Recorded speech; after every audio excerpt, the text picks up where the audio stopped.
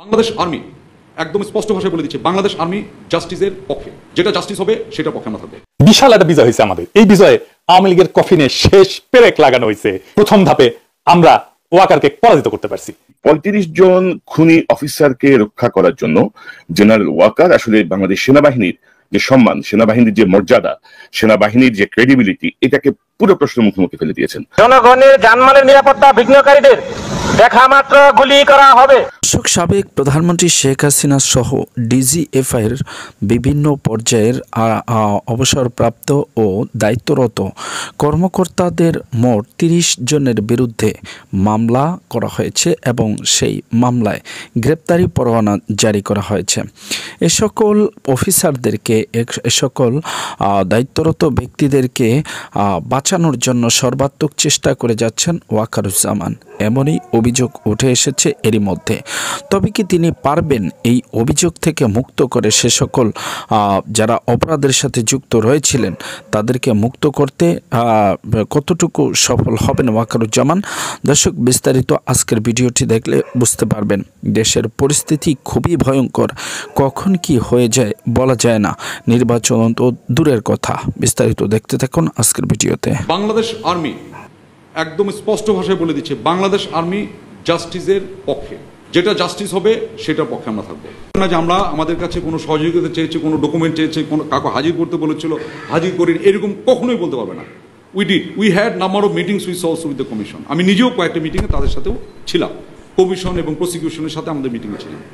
আমরা যখন দেখছি একটা ন্যাশনাল লেভেলের কমিশন কাজ করছে, army cannot have another commission or committee further that will undermine the national commission. Rather আমরা কমিশনকে সর্বাত্মকভাবে আমরা সাহায্য সহযোগিতা এখনো করে যাচ্ছে, এখনো যা চাচ্ছে।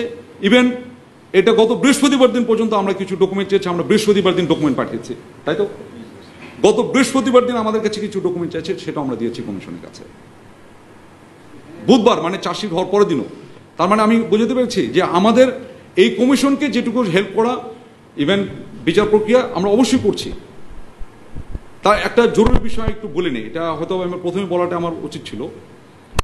বাংলাদেশ আর্মি একদম স্পষ্ট ভাষায় বলে দিচ্ছে, বাংলাদেশ আর্মি জাস্টিসের পক্ষে, যেটা জাস্টিস হবে সেটার পক্ষে আমরা থাকবো।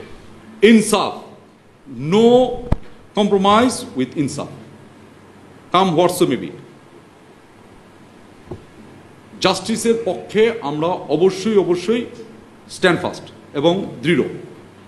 বিশাল একটা বিজয় হয়েছে আমাদের। এই বিজয়ে আওয়ামী লীগের কফিনে শেষ পেরেক লাগানো হয়েছে।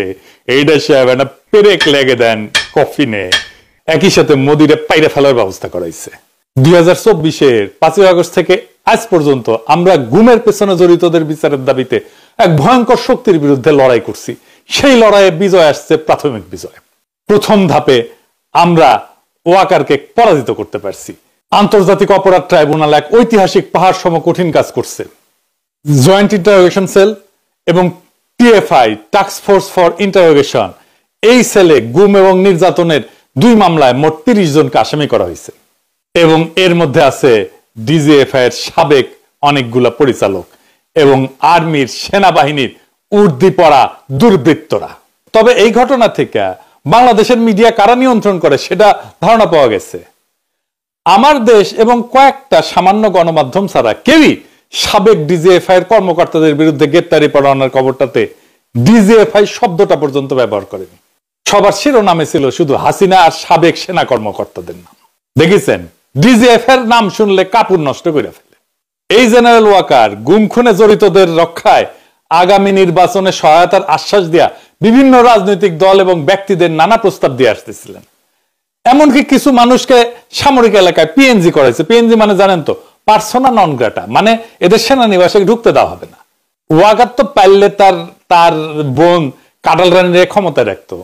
এখন ও যাই করুক, ব্যর্থ হবে, কারণ সে মিত্র হিসাবে বেছে নিছে কালপ্রিটদের, দুর্বৃত্তদের, এবং তার মিশন হইতেছে দুর্বৃত্তদের রক্ষা করার।